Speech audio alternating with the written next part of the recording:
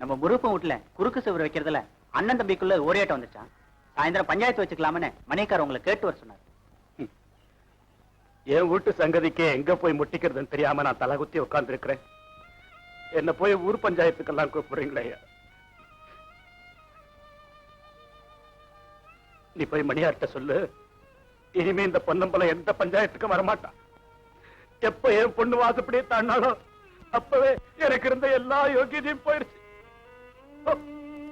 போய் சொல்லு.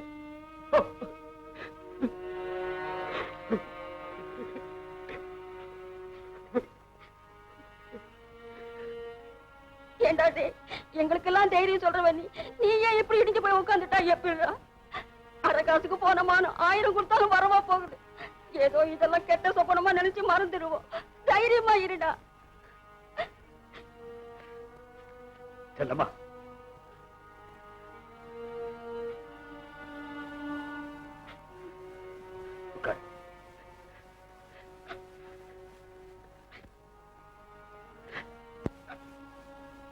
உன் பொண்ணு தனியா கூப்பிட்டு வாசப்படிய மட்டும்தான் தாண்டாளா இல்ல வைத்தியம் நிரப்பிட்டு வந்து நிக்கிறாளான்னு கேளு.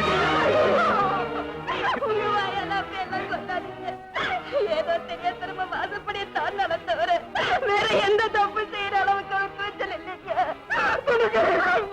வைத்தியம் அத்துக்கிட்டு ஓடுற மாடு தெற்கு வடக்கு பார்த்துட்டாடி ஓட போகுது. எனக்கு நம்பிக்கை இல்லடி.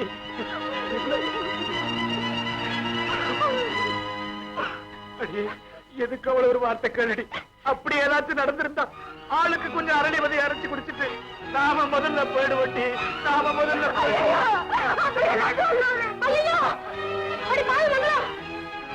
உனக்கு கொஞ்சமாவது அறிவு இருக்கா? ஏன் இப்படி சித்திரவதை பண்ணிக்கிற?